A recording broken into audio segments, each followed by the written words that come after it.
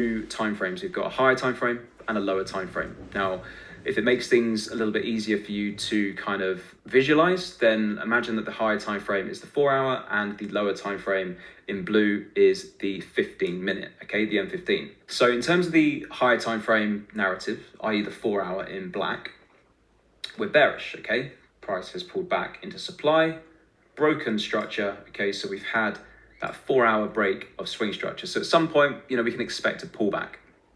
Now, let's imagine that price has now come down into 4 hour demand or daily demand, or some form of higher time frame demand, which is potentially going to act as a reaction point to facilitate this 4 hour pullback. Now, if we think about the lower time frame, i.e. the M15, what's the M15 likely going to have to do in order to facilitate that 4 hour pullback? Well, it's likely going to have to switch bullish, right, to bring price back up to the EQ or the premium of this leg. Okay, so this is where we can start thinking about playing that 4 hour swing pullback, but using the M15 to help guide us and just increase our probabilities when counter trend trading to the higher timeframes. Okay, so in terms of the lower time frame, i.e. the M15, which we have marked in blue, you can see price pulls back into supply, reacts from supply, we then get a sweep of liquidity, and then we see that structural break. So at this point, the M15 switches bullish, okay? So when you have a good understanding of where you are on the higher timeframes, i.e. we've had a 4 hour break of swing structure, perhaps we're coming off a pretty decent level of higher timeframe demand, and then the lower timeframes switch bullish, this is when counter trend trading can be high probability, right? The M15 has now switched bullish, and you've still got quite a lot of room to play this 4 hour pullback, perhaps into the EQ or into the premium of that leg. Okay, so let's just sort of go through this. Well, the M15 switches bullish. We have a structure zone. We have a flip zone because price has reacted to supply, failed to put in a new lower low. And we also have a sweep zone, right? Something else that we can do to just add even more confluence is we can take our premium versus discount tool from the low to the high, and we can see that this demand zone is also in the discount of that M15 range, okay? So we have a structure zone, we have a flip zone, we have a sweep zone, and we have a zone that is also in the discount. So we can simply just use the M15. Again, I haven't even spoken about the lower time frames like the M5 or the M1 yet.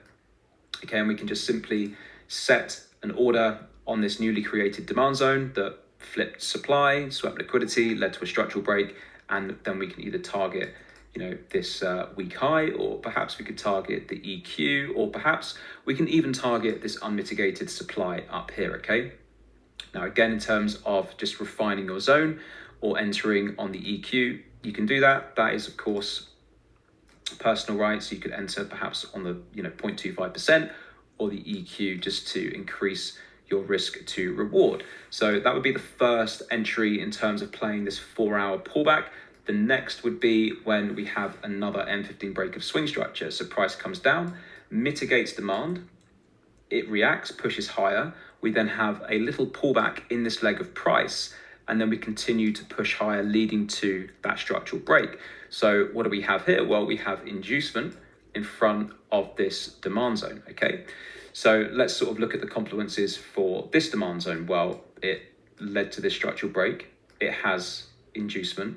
Again, if we can take our premium versus discount, you can see it's also in the discount of the range. And just another added confluence is that it is part of this sort of M15 demand chain now, okay?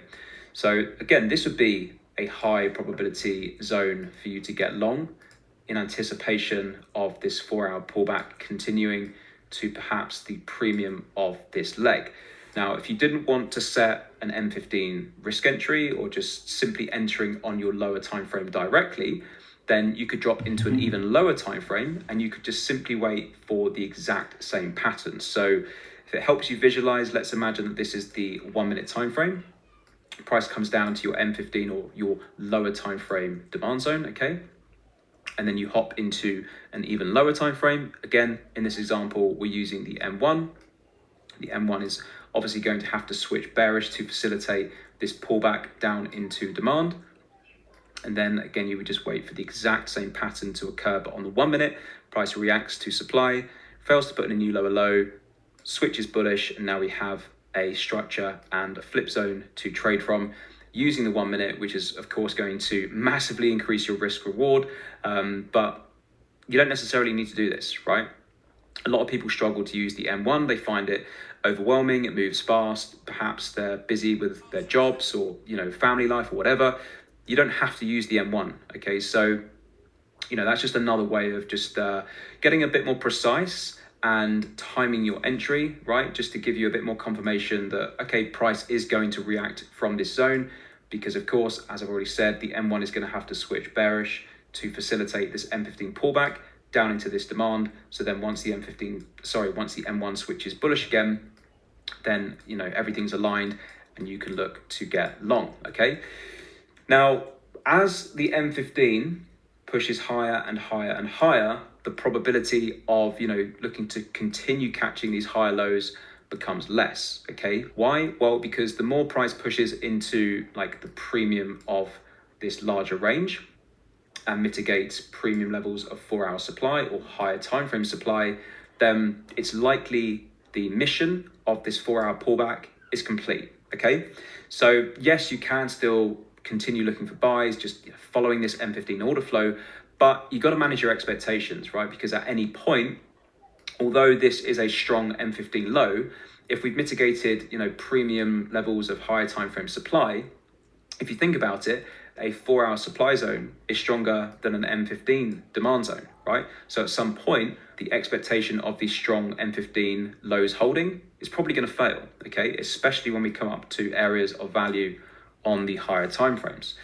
So if you wanted to forget playing any of this 4-hour pullback and you just wanted to focus on the pro trend higher time frame stuff, well, of course, you've got two POIs to choose from, right? You've got this POI here, which directly led to that swing boss, or you've got the extreme, okay? So you've got two POIs to choose from. So you could literally set and forget a risk entry on this first initial POI here. It's valid because, of course, it led directly to a break of structure, and it's significant structure as well because, of course, it's swing structure and it's also in the premium of the range. But we have to be mindful that the extreme is, of course, still unmitigated. So this would be, the highest probability area for you to get short. It's the extreme. It has to hold for the 4-hour, higher time frame narrative to continue playing out. But again, if you're not sure, you can use the lower time frames for your confirmation, or you could simply wait for fractal realignment from one of these two zones if you wanted to, okay? The extreme, it's the extreme, it's the highest probability. We also swept liquidity here. We also flipped this level of demand. And of course, we have inducement, okay? So it ticks many, many boxes. So, setting a risk entry from this extreme here would be, super high probability, targeting that weak low down there, okay? So just keeping things pretty nice and simple. But as I say, if you just wanted to wait for that extra confirmation, then of course you can drop into your lower time frame, and then you can just wait for the lower time frames to shift, okay? So for example, you can see the M15 is clearly bullish, right? Printing high highs, high lows. We now react to extreme 4-hour supply. Price comes back down into demand. You can see that we react to demand, right? Then we push a little bit lower, creating liquidity. Liquidity then gets swept, and then supply overpowers demand, leading to the M15 now switching bearish, right? Or the lower time frame switching bearish. Okay, so now both time frames are aligned because our lower time frame is aligned with our higher time frame. So now we have fresh supply to trade from, right? And this is obviously, super high probability. All our time frames are aligned, so we could look to get short from, something like that zone there, or you can just refine it. I'm not sure why that's like that, but you could just, you could take the whole flip. So from where the initial reaction started to the top of the reaction, or you could just refine it a little bit more, like that. Let's say that was a pivot or an OB that you wanted to trade from. Great, now you can get short from that zone like that. Okay, obviously there's a negative, isn't there? There's no inducement in this leg of price as I've put here. So let's imagine that price did something like this. I'll just draw it out with the pen, it's probably going to be quicker. Price comes down, we have a little pullback, okay? We fail to mitigate this level of supply, and then we continue moving lower. All that's done is created buy side liquidity resting above that high there, okay? So now we have inducement in front of our zone, which just increases the probability of that zone even more, okay?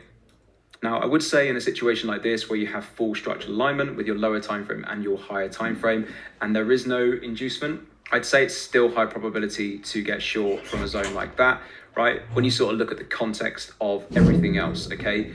You know, you have to kind of weigh up the pros and cons of each situation. In a situation like this, the only negative really is that there is no inducement, okay? Because everything else is pretty much ready to go.